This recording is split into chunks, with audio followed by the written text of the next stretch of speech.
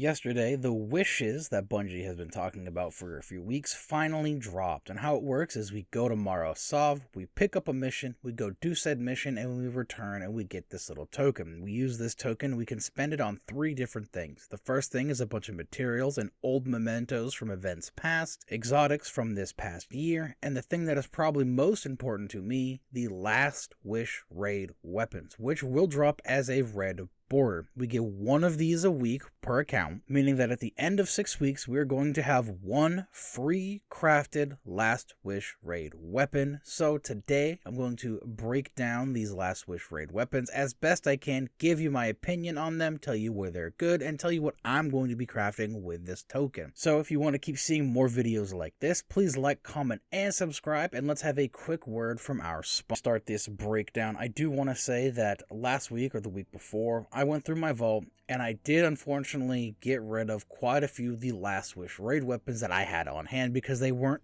good rolls. I had no idea I was going to be making this video, so of course some of the background footage is not going to be the weapons themselves, but full disclaimer, I've played with all of them and I can use my already existing game knowledge to understand where these weapons are going to be good and what they're not going to be good at. So with that, we're going to first look at Transfiguration. This is a kinetic high impact scout rifle. This is the bottom of the list for a few reasons. First off, scouts to me are not fun outside of a few exotics, and there are just better scouts in the slot you can use. We have things like Hung Jury, which has an adept version, Tears of Contrition, which is also craftable and has some very good combinations, and even a scout rifle in its own archetype. And we get it this season, and we get it way easier, and that's going to be Imperative, which, again, shares a lot of similar roles as Transfiguration. Is Transfiguration a bad gun? No, but this is a list, and something has to go on the bottom, and unfortunately, that just puts Transfiguration down there, because, again, a scout rifle, I'm not a huge fan of scouts, and there are just better scout rifles for us to use. Next on this list is going to be Chattering Bone. This is a kinetic lightweight frame pulse rifle. This is next because I'm not a huge fan of lightweight pulse rifles inside of PvE, and inside of PvP they are okay. In PvE, I would rather you just use adaptive frame pulse rifles because that is my preference, and inside of PvP they're okay because you do get that nice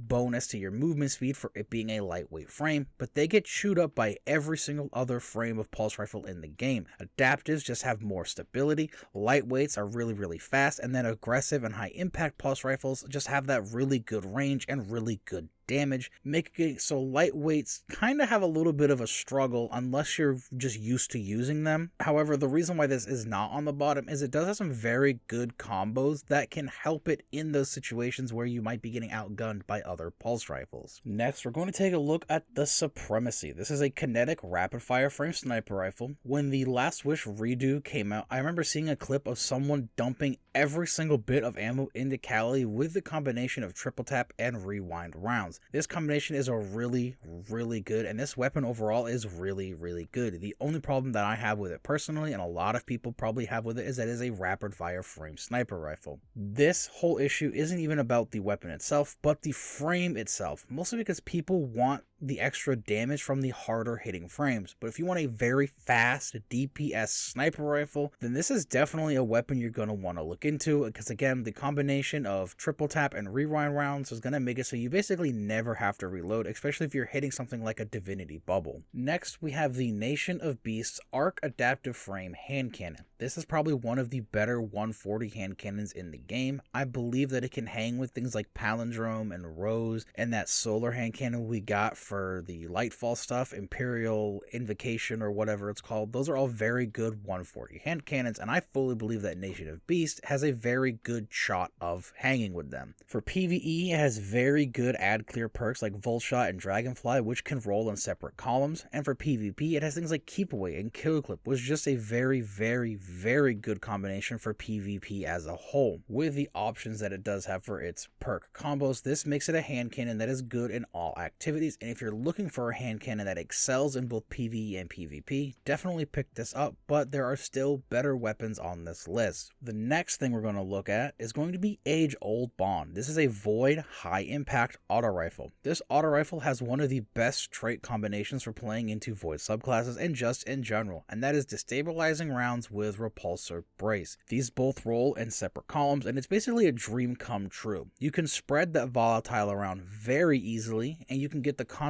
overshields again very easily from repulsor brace and get that damage reduction that comes with it. In that high-end PvE content, this is a very solid choice, as it does some very good damage due to the type of frame it is, and of course being able to deal that void damage for destabilizing rounds and give you that void overshield to give you that additional damage reduction when you need it. Next, we have the Techian Force Arc Adaptive Frame Fusion Rifle. This fusion rifle is easily one of the best for both PvE and PvP. For PvE, you have traits like Controlled Burst, Reconstruction, Envious Assassin, and even Golden Tricorn to help you get your ammo back and deal some very good damage. And then for PvP, it has the usual combinations of Kickstart, Under Pressure, and High Impact Reserves. If you choose to craft this thing, you literally have to do bad on purpose to make this thing unusable because it has so many good traits that play off of each other. Next, we're going to look at Tyranny of Heaven. This is a solar, lightweight frame bow. Bows inside of PvP are very strong and very annoying, and this is no different, with the added benefit of it having increased movement speed due to it being a lightweight frame. You also have perks like Explosive Head, Archer's Tempo, and Swashbuckler. With Swashbuckler times 5, you can run around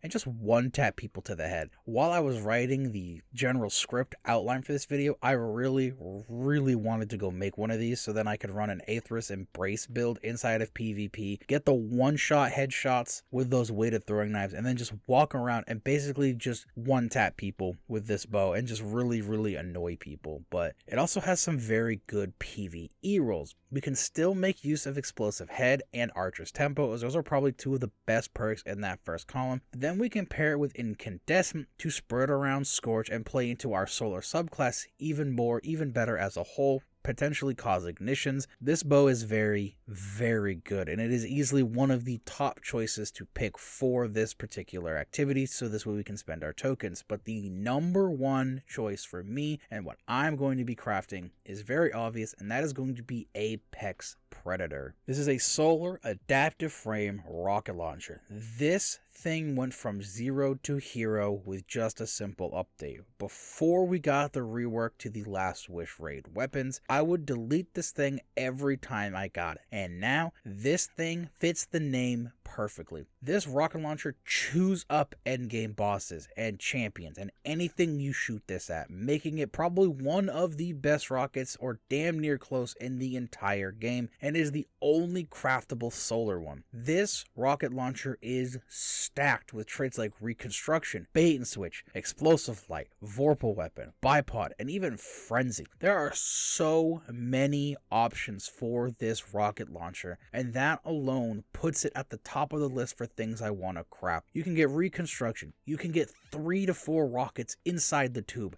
and then with Bait and Switch, you get 3 to 4 rockets of a 35% damage buff, not even including if you're standing in a well or if you have surge mods that's going to boost this thing even further. This is easily my top choice for the weapon that needs to be crafted with this Last Wish token. But with all that being said, you can of course spend your tokens on whatever you want. If you need a pulse rifle that you really want or you've really liked, you can always go with Chattering Bone.